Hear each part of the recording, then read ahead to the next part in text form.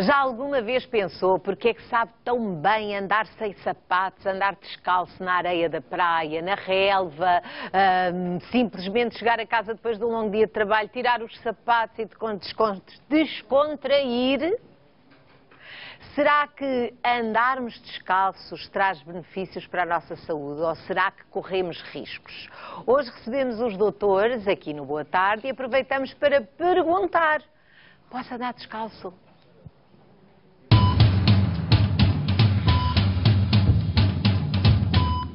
Um forte aplauso para os doutores do Boa Tarde.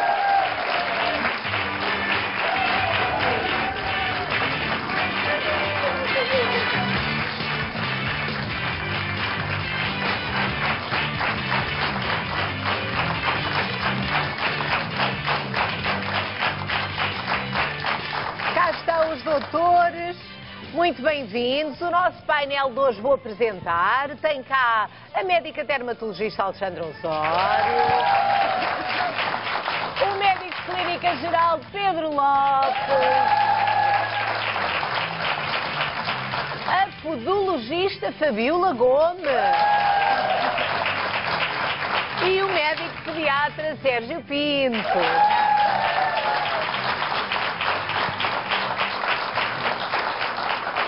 Pois é, hoje é dia de fazermos perguntas. Já sabe, quando cá estão os doutores é sempre assim. E eu pergunto: costuma andar descalço ou é daquelas pessoas que só tiram os sapatos da rua antes de se deitar?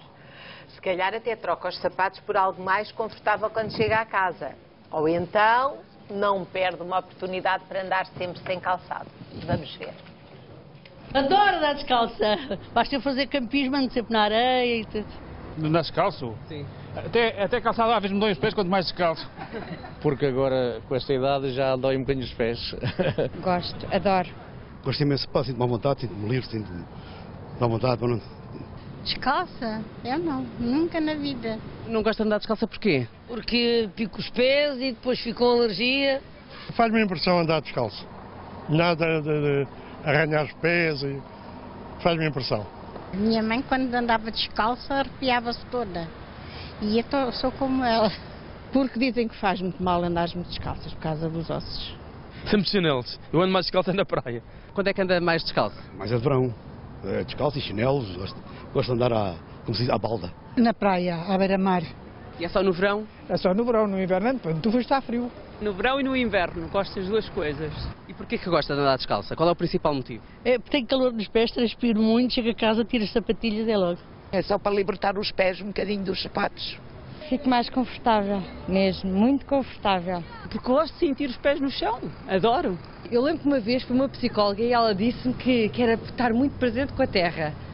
E dá, não sei, dá assim, uma gente tranquilidade. Há explicações de todo o género. Agora, por muito que possa saber andar descalço, por vezes corremos o risco de sofrer algum acidente, não é? Um corte, uma picada, pancadas. Doutor Sérgio, tudo isto pode acontecer quando andamos sem sapatinhos, Pode não é? acontecer. Claro que não há dúvida nenhuma que o mais saudável é andar descalço quando podemos. E onde é que podemos? Na nossa casa. Está bem limpinha e à partida... Na nossa casa, quando está bem limpinha, bem arrumadinha. Sim, exatamente. Mas quando não está bem arrumada, é também um perigo. E, de facto, alguns brinquedos, por exemplo, espalhados pelo chão, podem ser um perigo. Tal como objetos mais contundentes, como pregos, parafusos, etc. No fundo, nas superfícies que nós acreditamos que estão limpas e cuidadas da nossa casa, não há grande problema andarmos descalços, pelo contrário, até muito saudável. Noutras superfícies, nomeadamente espaços públicos, piscinas, balneários, na rua, não é conveniente andar descalço. Não só corremos riscos de sofrer um acidente, como a Conceição já falou, mas também temos a possibilidade de sofrer uma infecção. Um vírus, um parasita, bactérias, fungos podem, de facto, infectar os nossos pés. Portanto, temos de ter cuidado. E esse perigo das infecções é tanto maior se, de facto, existirem alguns traumatismos locais, nomeadamente alguma ferida contundente, um parafuso ou um pedaço Uma pequena pedra. feridinha pode transformar-se num problema enorme, não é? Portanto, todos estes agentes, micro-organismos que eu falei, podem de facto dar problema. Uma infecção local, uma bactéria qualquer, mas também há um perigo que é, por exemplo, o tétano, que toda a gente fala. Fala-se muito do tétano. O que é isso do tétano? Portanto, que problemas é que nos pode trazer? O tétano é uma doença que hoje em dia, felizmente, nos países mais industrializados não se vê muito, mas que é ainda um perigo. Portanto, é causado por uma bactéria que é um Clostridium tetani, que consegue resistir em condições muito adversas no meio ambiente em forma de quisto, portanto, muito resistente. E que quando sofremos um traumatismo, por exemplo, uma picada ou um corte, esse esporo, esse quisto pode entrar nos nossos tecidos e é aí que a bactéria se vai desenvolver, portanto, nos nossos tecidos, neste caso, por exemplo, do pé, se for esse o caso. E ao desenvolver-se, esta bactéria vai produzir uma toxina que gosta muito de se ligar aos neurónios motores e por isso vai surgir a clínica do tétano. Portanto, pode dar incapacidade de movimento, o que é que vai dar? O tétano não controlado. O que é que o tétano vai dar? Vai dar contraturas musculares intensas, violentas, dolorosas, que podem dar algumas posturas que são muito conhecidas, por exemplo, o opistótonos, que é uma posição em que o tronco está todo contraído e podemos ver uma imagem em que o indivíduo pode estar suportado apenas pela cabeça e pelos pés. O tétano é mesmo um problema isto é uma situação grave, não é? Tal como também é muito conhecido o trismo, ou seja, a dificuldade em abrir a boca e o riso sardónico. Portanto, a contratura pode atingir os músculos da face e dar uma face característica que é o sorriso sardónico. Temos aqui um exemplo. Portanto, nada disto é brincar, isto pode ser mesmo uma coisa séria, não é? Para dizer que esta toxina desta bactéria pode, de facto, comprometer muito os músculos e dar complicações gravíssimas, e nomeadamente uma morbilidade importante e morte mesmo. Ora, quando se fala do tétano, geralmente as pessoas associam à vacina e as vacinas costumam sempre levantar dúvidas. Ao telefone temos a Joana Rua, que nos acompanha de Vila Real e que tem precisamente uma questão relacionada com a vacina do tétano. Olá, Joana, boa tarde. Pode colocar a sua questão, faça favor. Olá, boa tarde. Acontece que eu fiz a vacina do tétano pela última vez, no ano 2000. Em conversa com uma amiga, cheguei à conclusão que deveria ter feito novamente a vacina em 2010, ou seja, 10 em 10 anos. E neste momento, eu lembro-me que antigamente enviavam cartinhas para casa para nós irmos dar a vacina, só que eu nunca mais as recebi. E gostaria de saber se estou em risco e o que é que poderei fazer para resolver este problema. Obrigada. Vamos lá ver então, Joana, o Dr. Sérgio responde que ele de vacinas, pelo menos as das crianças, controla tudo, não é? Não há dúvida nenhuma que a nível nacional há um plano nacional de vacinação e a vacina do tétano está preconizada. Numa fase inicial, as crianças têm várias inoculações, portanto várias vacinas que têm que fazer ao longo da sua idade pediátrica, mas no adulto esta vacina também deve ser realizada e como a nossa telespectadora falou, deve ser feita de 10 em 10 anos. Portanto, todos os adultos têm de ter a vacina do tétano em dia e devem fazer um reforço de 10 em 10 anos. Para reforçar esta necessidade, já vimos os perigos que corremos. Hoje em dia, também, a vacina do tétano é dada conjuntamente com outra vacina. Portanto, além de se proteger o indivíduo contra o tétano, também se protege contra a difteria. Portanto, é tétano e difteria hoje em dia. Portanto, há duas doenças que temos uma vacina para a qual devemos fazer o esforço de ir ao centro de saúde e fazer esta vacina de 10 em 10 anos. Olha, ainda bem que falámos disso agora no programa, porque há muitas crianças que entraram agora de férias e deve haver muitas que têm lá no caderninho das vacinas algumas vacinas para fazer habitualmente agora. Na idade pediátrica não há falhas, porque até para as matrículas é visto o boletim individual de saúde. Fica já despachado, o adulto é que, exatamente, o adulto é que muitas vezes esquece que 10 em 10 anos tem de fazer a sua vacina. A medicina de trabalho devia fazer isso e nem sempre garante que de facto a vacinação está atualizada e era importante que de facto... Também é uma boa chamada de atenção, Dr. Pedro, não é só nas escolas, claro. Não é que se controla na medicina do trabalho também. Ora, aqui está, para quem tem dúvidas, vejam lá se têm crianças nestas idades aí em casa, se lembram da última vez que foram vacinados contra o tétano, se calhar muitos adultos nunca sabem, nem sabem onde é que puseram o boletim de vacinas. Temos ali as idades. De qualquer modo, está tudo ali, tudo explicadinho. Tome nota então, pela sua saúde, convém sempre seguir os conselhos dos doutores. Ora, estávamos aqui a falar dos perigos de andar descalço, cortes e picadas não são os únicos riscos. Já todos ouvimos falar de micoses e outros males, doutor Alexandra, e já vimos aqui que às vezes as pessoas até têm micose e julgam que é outra coisa. Pois, exatamente. Realmente um dos perigos de andar descalço, além destes acidentes todos que o Sérgio falou e que nós vamos falar mais de outros assuntos, é realmente apanharmos um fungo, o fungo dos pés, que pode ser a micose, pode afetar a pele, e a pele da planta dos pés e no espaço interdigital, entre os dedos dos pés, pode afetar também as unhas, que chama-se onicomicose, e pode afetar também o cabelo. E isto é uma micose? Isto é uma micose, sim. E isto é uma onicomicose. Não, aquilo era uma micose, isto é uma onicomicose, que é um fungo na unha. Estão a ver a unha do primeiro dedo? Acham que ou é da velhice, ou porque andam a comer, se calhar tem alguma carência alimentar. Ou o pé está muito seco, mas não é. Aquilo, a primeira era uma micose, portanto, uma infecção fúngica da pele, e a segunda era uma onicomicose, que é uma infecção fúngica da unha, que as duas coisas podem estar associadas, não é? A micose, ou a onicomicose, é produzida por um fungo que existe na nossa pele, mas que se desenvolve em determinadas situações e pode ser transmitido. Parasita é um bichinho que precisa da pele, da unha e do cabelo para se desenvolver, portanto, é um parasita que se instala na queratina e na pele e multiplica-se. E, de facto, há infecções fúngicas superficiais, mais profundas, cutâneas e subcutâneas, e há fatores de risco para o aparecimento destas micoses e de onicomicoses. Mas são tratáveis? São tratáveis. O tratamento vai depender da extensão, não é? A micose dá origem a uma pele macerada, com descamação, ou aquela pele que parece que está molhada há muito tempo entre os dedos dos pés, pode aparecer uma fissura, pode infectar, dar imensa comichão. E quando é assim, não se deve usar sapatos muito fechados, onde o pé transpire muito? Exato, porque um ambiente úmido e fechado propicia a multiplicação do fungo. E, portanto, uma das coisas que nós devemos fazer é mudar muitas vezes as meias, lavar as meias com água muito quente, arejar os sapatos, não usar todos os dias o mesmo par de sapatos. Agora com o sol devemos pôr os sapatos ao sol um bocadinho para ver se o sol bloqueia um bocadinho o desenvolvimento do fungo. Se usar um sapato há muitos anos, verificar se a sola do sapato está muito úmida ou um bocado desfeita, deve trocar a sola. É uma das coisas que deve fazer. Não deve... um dos tratamentos que podemos usar depende da extensão. Se a extensão for muito grande, temos que usar um tratamento sistémico pela boca.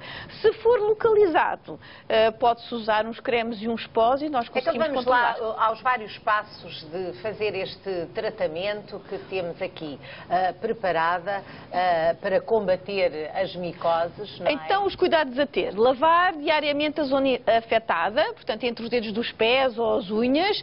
Secar muito bem sem friccionar, porque pode abrir umas gretas. Usar toalha diferente para, quando saímos do banho, usar uma toalha de pés só nossa e uma toalha para limpar aquela zona só nossa e não usar para secar outra zona do corpo.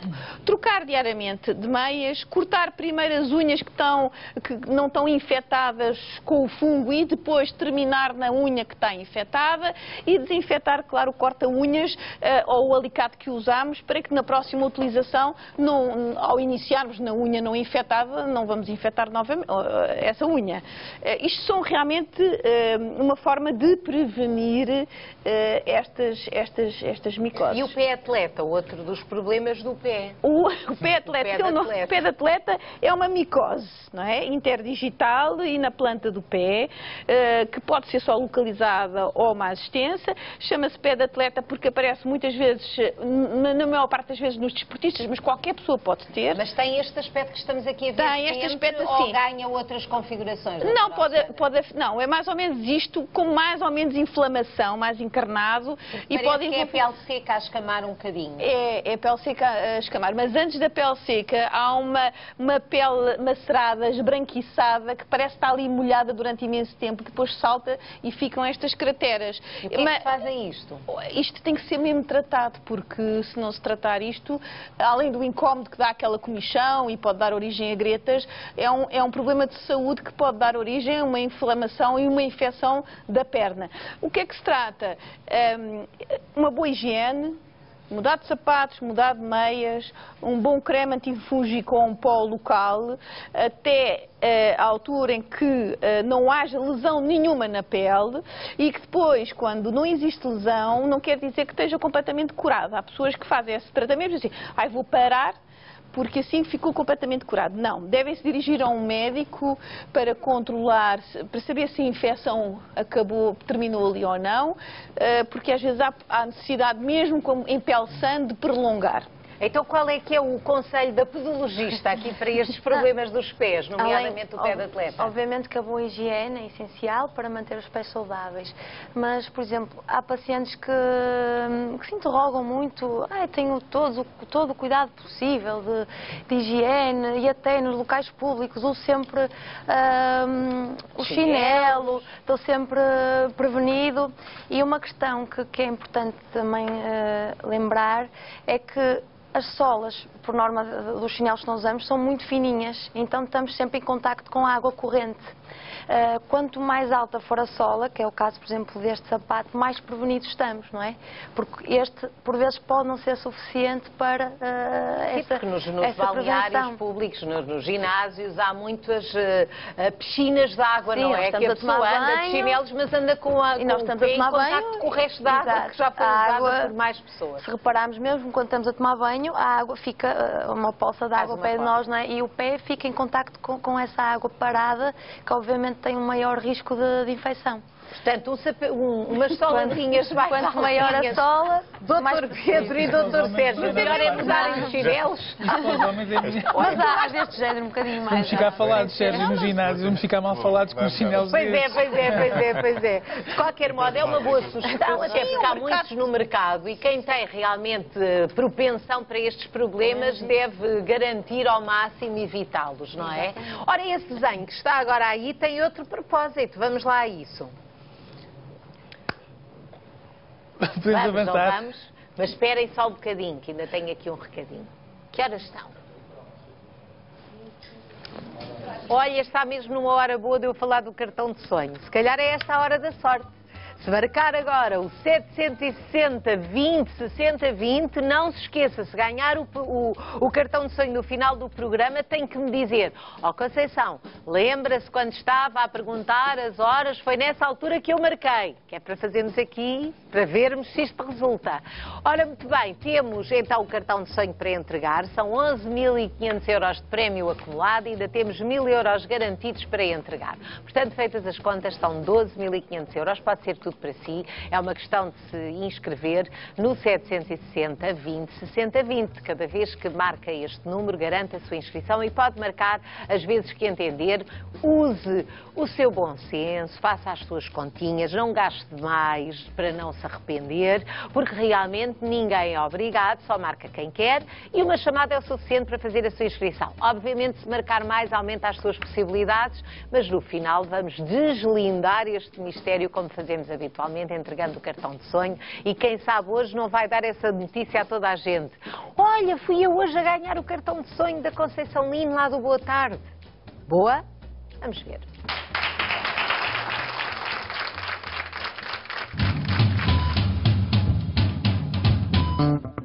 Já a seguir fica a saber qual o melhor calçado para os seus pés. Bem, hoje estamos a falar de pés e dores nos pés. Já toda a gente teve em situações variadas e há realmente várias explicações e motivos médicos para termos dores nos pés. Os sintomas podem variar, ser uma dormência, sentir umas picadas e às vezes ainda podem ser mais sérios, não é, Dr. Pedro? Dores nos pés pode ser inofensivo ou não?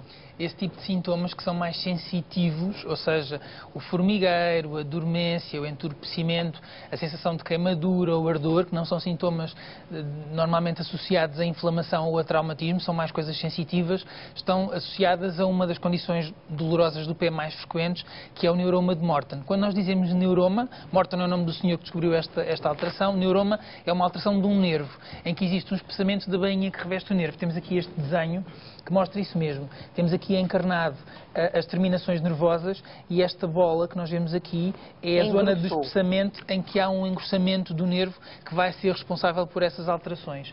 Na grande maioria dos casos, estas queixas de dormência, formigueiro, manifestam-se na zona entre o terceiro e o quarto dedo, ou seja, as pessoas descrevem como se fosse essa zona do terceiro e do quarto dedo. É a zona mais afetada, onde há que é mais afetada. Não quer dizer que não afeta outros dedos, mas esta é a distribuição mais típica da dor, que é um pouco diferente de outras situações que também estão associadas a traumatismos do pé ou a esforço do pé, como é o caso da fasciite, em que há uma inflamação de uma estrutura que é fáscia, que reveste toda a planta do pé, que é uma dor que é mais generalizada na própria planta do pé. E isso acontece porquê, Dr. Pedro? Pode estar associada à utilização, por exemplo, de sapatos com um salto bastante elevado. Olha, mais uma coisa negativa contra os saltos.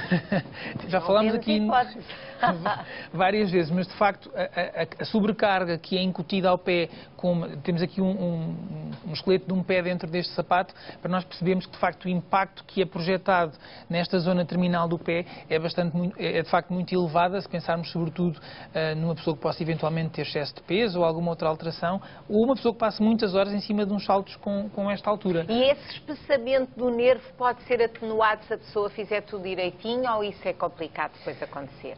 Existem algumas estratégias do ponto de vista de tratamento que podem ajudar. Uma das estratégias é, obviamente, a adequação do calçado e, portanto, utilizar sapatos que não deverão ter um salto muito superior a 5 centímetros. Pode passar pela utilização de palmilhas com um apoio mais ou menos nesta zona, ao nível das falanges. Eu mostro aqui neste desenho que é mais fácil, portanto, um apoio ao nível desta zona, e os podologistas são os profissionais que podem ajudar a adaptar a personalizar estas palmilhas. Em algumas situações em que há sintomas que são resistentes a este tipo de tratamentos, pode ser necessário a intervenção cirúrgica para descomprimir o nervo. Uma coisa que ajuda, e que é uma dica que fica lá para casa, é pôr uma garrafa de água, que pode ser uma garrafa de água daquelas de 33 centilitros no congelador, deixar congelar e rolar o pé sobre a garrafa por períodos de 10 a 15 minutos para, através do frio, fazer alguma anestesia, analgesia da própria zona dolorosa. É uma boa dica, e hoje que temos cá uma podologista que uma das coisas que faz muito frequentemente é aconselhar calçado. Portanto, aqui isto que o Dr. Pedro acabou de dizer é importante. Neste caso, os saltos altos, mas muitas pessoas lhe perguntam, então o que é que eu faço, o que é que eu calço? Sim, temos de ter a intenção que o calçado restringe, não é, a mobilidade muscular, e estamos muitas vezes por períodos longos calçados, e o pé também precisa de estar um bocadinho, portanto, no seu estado o mais normal possível. Ainda há muito aquela ideia que um calçado custo elevado é que é um calçado bom. E não é bem assim, não é? A escolha do calçado vai depender muito tanto do tipo de pé que temos, da morfologia, do tipo da biomecânica do pé, e tem que ser flexível, tem que ser confortável, temos de nos sentir bem com ele, não é?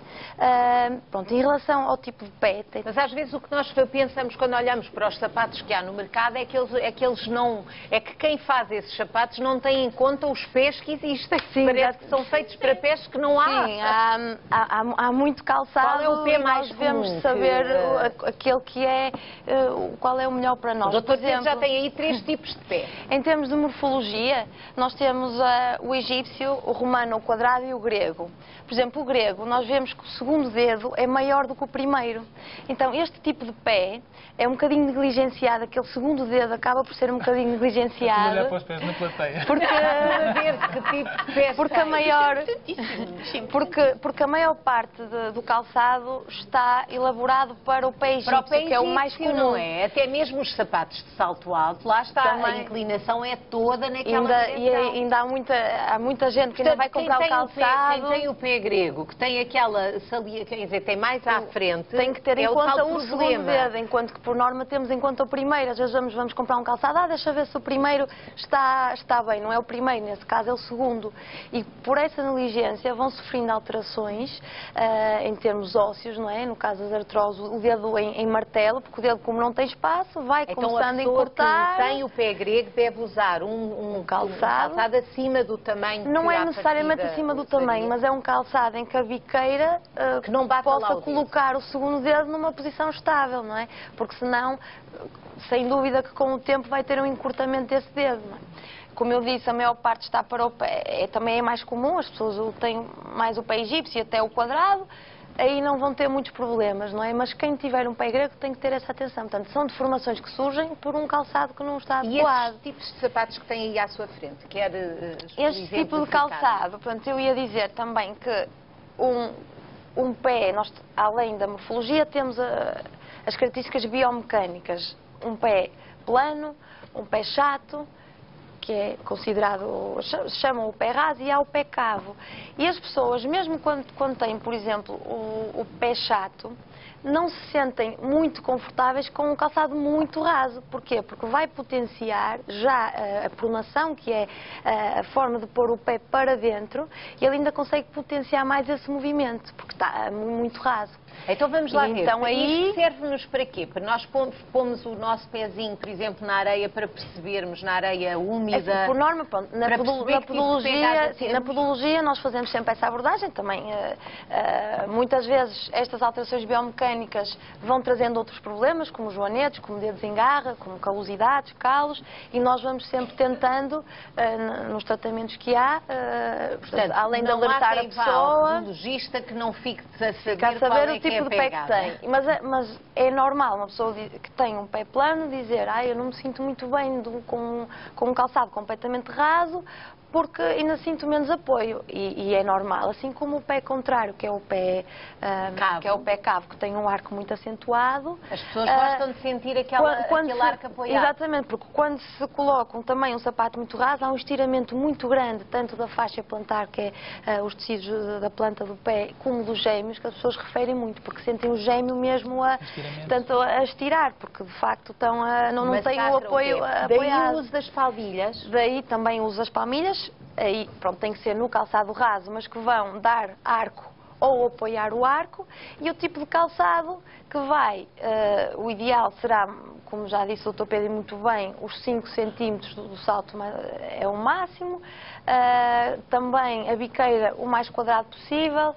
Claro que o salto é lógico que este então está muito, não está mesmo nada adequado, porque além de ter o salto, é bastante bicudo, não é? Aqui a nossa morfologia... Não é só para usar e tirar uma fotografia. É só tirar a fotografia. Mas o salto, obviamente, que implica que toda a pressão do pé seja exercida na planta, na parte anterior, e nos dedos também, que provocam muitas artroses, provocam muitas também deformações. E a pessoa que tem um pé de um determinado formato, à medida que vai usando calçado incorreto, o pé vai se alterando também, não é? Exatamente. Portanto, ainda precisa de mais cuidados com a idade. Exatamente. Muita gente também tem, muitas vezes pacientes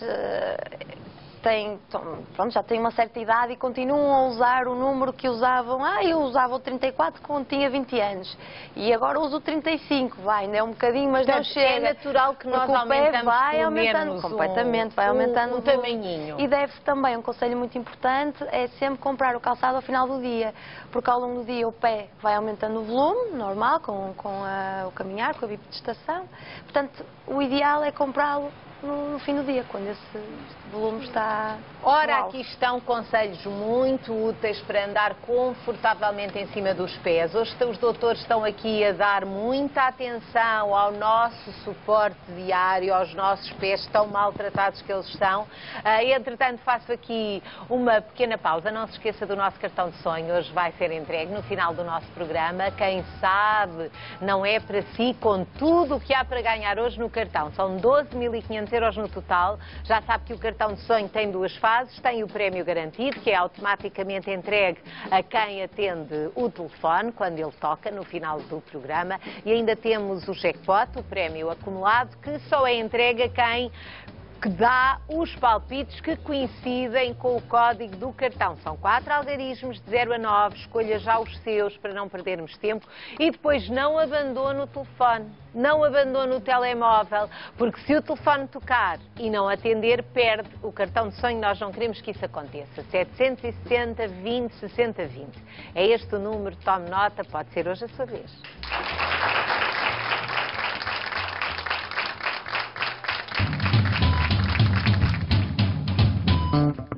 Quantas vezes não ouviu a sua mãe dizer para não andar descalço, senão ficava doente? Será verdade? Os doutores respondem já a seguir. Estamos aqui a falar dos pés. E quem é que nunca experimentou uma massagem aos pés, mesmo que não tenha sido feito por um profissional? Sabe sempre tão bem ao final do dia ou noutra hora qualquer. Mas nem sempre toda a gente tem tempo ou oportunidade para receber uma massagem revigorante para recompensar os pés. E agora o que eu pergunto é: será que há exercícios para relaxar os pés que nós possamos fazer sem a ajuda de ninguém? É essa a resposta que os nossos doutores dão hoje. Doutor Pedro já se mudou, já está aqui com a nossa podologista e descalços. Então o que é que vão fazer? Há vários exercícios que nós podemos fazer em casa sem qualquer tipo de acessório ou de aparelho sofisticado e que nos permitem, sobretudo, relaxar um bocadinho as pernas e os pés e que podem ser feitos todos os dias, ao final do dia, antes de ir para a cama, portanto, em qualquer momento é possível fazer. Nós vamos exemplificar só 2 ou 3 exercícios, um que é muito bom, por exemplo, para nos ajudar a relaxar os pés e, simultaneamente, também os gêmeos. É tão simples como fazermos isto. É melhor explicar o que são os gêmeos. Os gêmeos são os músculos da face posterior da coxa, desta parte de trás. É a barriga da perna. Barriga da perna. Costuma chamar, que é fazermos este movimento, que é pormos em pontas de pés, para cima e para baixo. Porquê é que isso é bom, Dr. Pedro? Porque isto vai alongar os nossos gêmeos e vai simultaneamente... Que andam sempre na mesma posição o dia todo, não é? Imaginando uma senhora que passa o dia com uns saltos calçados, uns sapatos, vai estar o dia todo permanentemente em tensão. Quem tem os saltos rasos sempre para baixo. Exatamente. Portanto, é variar e relaxar um bocadinho o músculo. E vai favorecer a circulação, vai estimular a circulação. E é tão simples como ir fazendo isto. Só isso. Se houver dificuldades de mobilidade... Até quando se está a fazer uma sopinha ou a salada, ou a ver televisão, a mexer o tacho e a fazer os exercícios. Outro exercício que podemos fazer é fazer este movimento, que é a dorsiflexão do pé. Isto também vai estimular a circulação e, simultaneamente, vai, tanto ao nível dos gêmeos como ao nível do pé, ajudar a relaxar. Exercício para todas as idades. Isto pode ser feito quer assim, só com o pé no ar, ou com recurso a um degrau, que pode ser um degrau de uma escada ou a um degrau um step, alguma coisa que as pessoas possam ter em casa, que é fazer este movimento, como que levar o calcanhar ao chão e fazer esta elevação. Este é um movimento que também pode ajudar. Atenção que se os degraus forem frágeis, para evitar as quedas, portanto não fazer isto num terreno que possa ser escorregadio. Outro exercício que podemos fazer, e depois aí é uma questão da capacidade física e do talento de cada um, eu não tenho talento e portanto não consigo fazer uma coisa, que é fazer como se fosse pôr os dedos em garra. Fazer isto. Apanhar qualquer coisa como a doutora Fabíola está a fazer. Isto são 2 graus de dificuldade distintos. Quem tenha menos jeito pode fazer como eu estou a fazer. Quem tenha mais jeito e quiser aumentar o grau de dificuldade pode utilizar aqueles afastadores de dedos e aumentar a complexidade do exercício e fazer isto todos os dias. Portanto, com este afastador ainda melhora mais essa movimentação. Dificulta. E, portanto, tornando o exercício mais difícil, acaba por, do ponto de vista de reabilitação... E isto tem muitos benefícios, fazer este exercício. Fazer isto regularmente. Nós devemos fazer isto com os pés, nós devemos fazer isto com o nosso corpo. Nós, durante o dia, passamos muitas horas em posições viciosas e isto, acumulado ao longo de dias, de meses e de anos, acaba por ter consequências negativas para a nossa saúde.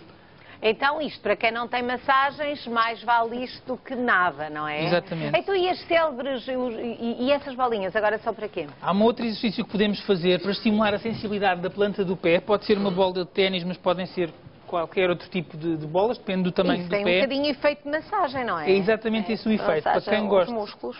Exatamente. Para quem gosta de massagens, ou para simplesmente estimular a própria sensibilidade da planta do pé, é usar uma bola destas e fazer estes movimentos rotatórios, porque vão estimular toda a fáscia plantar do pé. Há bocadinho falámos em fazer isto com uma garrafa de água gelada. Aqui com a água gelada é só fazer assim, para trás e para a frente. Assim, com a garrafa. Neste caso é fazer mesmo movimentos circulares. Está bem? Isso é quase tão bom como uma massagem. E isto é muito agradável. E portanto são exercícios muito simples, que não é preciso nada de muito sofisticado para poderem fazer lá em casa com grande comodidade. Muito obrigada, uma salva de palmas. Doutora Alexandra, para os... Eu estava ali a ver aqueles exercícios para aqueles que são mais preguiçosinhos, pôr os pezinhos de molho. Adianta alguma coisa ou não? Ajuda bastante a relaxar um bocadinho os pés. Sobretudo para evitar, temos que evitar sempre que o pé fique muito seco, mas os pés de molho alguns minutos, não com água muito quente, mas relaxa bastante. De qualquer modo, quando se põe os pés em água, a água deve estar morninha, deve estar quente. Não, muito quente não, é como aos banhos. Os banhos curtos, rápidos e pouco quente, porque senão a pele fica muito seca e desidratada. E pode dar origem, no caso dos pés, aos pés gretados, não é? E vale a pena pôr sal, que há essa técnica também já tão antiga. O sal desinfeta bem a pele e de alguma forma torna a pele muito mais macia. Portanto, isso é bom, a temperatura tépida e depois até terminar com um cremezinho, não é? Que isso a doutora Alexandra não diria que não. Bom, olha...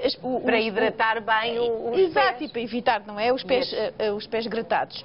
Os pés gretados é uma situação. O calcanhar realmente fica muito seco e com umas fissuras, sobretudo agora que estamos a usar muitas sandálias. O pé, quando está dentro de um sapato, propriamente não fica com o calcanhar muito seco, nem o pé muito seco. Mas realmente agora com as sandálias, o pé é um bocadinho mais exposto, fica muito seco, sobretudo na zona do calcanhar, e às vezes fica tão seco que abre umas fissuras e umas gretas que dói. Não é só pelo aspecto feio daquilo, mas é que dói bastante. E, portanto, devemos evitar não cuidar do pé, e o pé tem que ser cuidado, deve-se hidratar muito bem o pé. Um dos truques que eu ensino muitas vezes às senhoras nesta época do ano é preparar o pé para andar na sandália bonita, que é, à noite, depois do banho, hidratar muito bem por um creme para pé, generosamente na planta do pé, e aplicar um filme, aquele papel transparente da cozinha. A película aderente. Ora, isso fica aí mesmo bem hidratado. Envolver os pezinhos e pôr os pezinhos assim com a película aderente dentro da cama. Portanto, quando se for deitar, porque o calor da cama faz com que haja um aumento da penetrabilidade do produto. Olha, portanto, é um bom truque. Hoje em dia saiu recentemente uma grande novidade, é um produto de 4 em 1, porque muitas vezes estas fissuras, estas gretas têm um componente inflamatório muito associado e, portanto, saiu um produto que permite ter um aspecto anti-inflamatório, portanto, atua como anti-inflamatório, como creme regenerador, como hidratante e como calmante. Já, onde é que já vai o 2 em 1? Agora já é o 4 em 1. Ora, que mãe nunca disse aos filhos para não andarem descalços, para não ficarem constipados? E que se andar sem sapatos, os pés vão ficar feios e a pele grossa. São coisas que se ouvem, não é? Que acabamos por tomar como certas. Será que são verdadeiras? Doutor Sérgio, pronto para desfazer alguns mitos sobre os pés e o calçado? Partida, porque a minha filha está em casa e agora? E agora? Eu tenho que dizer que isso é um mito, que não...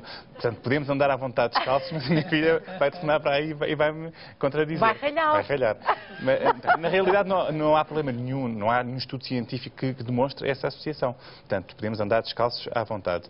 Mas é mudança de temperatura, sobretudo, não é? Essa pessoa está com o pé muito quente e vai para uma superfície muito sobretudo fria. É evitar essas transições bruscas de temperatura. Mas andar descalço é muito saudável. Podemos andar descalços à vontade. É ótimo que as crianças andem descalças em casa. Portanto, não posso recomendar que não andem descalços. Fabíola Gomes, tudo descalcinho, vamos abolir os sapatos. Tudo, mas as mães temem tanto, não é? Que por vezes calçam os bebés mesmo antes de eles andarem, não é? Eu por acaso tenho um bebê de 1 ano em casa e ele sempre, pelo menos em casa, está sempre descalço. Temos a hipótese das meias antiderrapantes, funcionam muito bem quando está frio, quando não está, de facto não há nada como andar descalço. Há no mercado o chamado o sapato pré-andante, que tem um bom reforço do calcanhar e uma palmilha que dizem que com os reflexos da planta do pé que vai estimular a formação da arcada plantar. Pronto. é o que dizem. Nada melhor que descalço. Mas nada melhor que descalço. De facto, isso é bom, mas se puderem, quando não podem, e vão para os infantários ou vão para algum lado, podem estar calçados, mas em casa, sempre descalços. Aprender a andar, Dr. Sérgio, descalço, Sim, melhor do que descalço. com sapatinhos? Sem dúvida nenhuma. Portanto, desde as nossas origens que andamos descalços, portanto, por algum motivo. E, de facto, as nossas crianças também devem aprender a andar descalças. Até porque sentem muito mais o equilíbrio, não é? Em contacto direto com o solo, com os Sentem a terra, pavimentos, como dizia uma não é? senhora no Vox Populi. Sentem a terra, exatamente. Bom, por hoje, realmente, estamos com limitação de tempo. Temos que despedir-nos dos doutores. Eles voltam na próxima semana. Ficámos esclarecidos sobre prós, sobre contras de andarmos descalços. Já sabe que se tiver alguma dúvida que queira ver respondida, faça favor, envie um e-mail para os doutores@sic.pt. Melhor ainda, se tiver um telemóvel daqueles que fazem vídeos, melhor ainda, com um simples telemóvel, grava o vídeo e envia para osdoutores@sic.pt.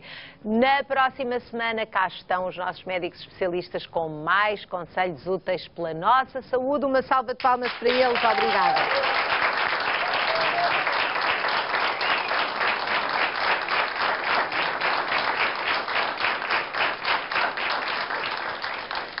E, entretanto, não sei se os nossos espectadores já estão connosco, todos eles já há muito tempo, se já tiveram a ocasião de saber quanto é que está hoje no cartão de sonho. Para quem ainda não sabe, eu dou esse esclarecimento. São 11.500 euros no prémio acumulado, no jackpot, e ainda temos 1.000 euros garantidos para a chamada selecionada. No final do nosso programa de hoje, são 12.500 euros que podem ser seus. Não se esqueça, pode ainda, e até ao final do nosso programa ainda falta bastante para nos despedirmos, pode marcar o 760 20 60 20. É isso, não é? Então vamos lá. 760 20 60 20. Quanto é que é o prémio garantido? 1.000 euros. Mais o prémio acumulado? 11.500 euros. E eu agora gostava que me dissessem o que é que fariam com os 12.500 euros se ficassem hoje com o cartão de sonho. Vamos combinar aqui qualquer coisa durante o intervalo. Agora temos de fazer mais uma pausa. Fique connosco, até já!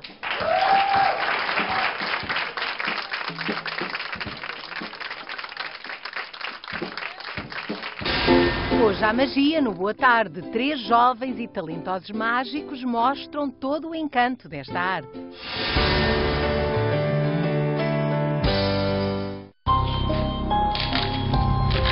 Esta noite, sol de inverno.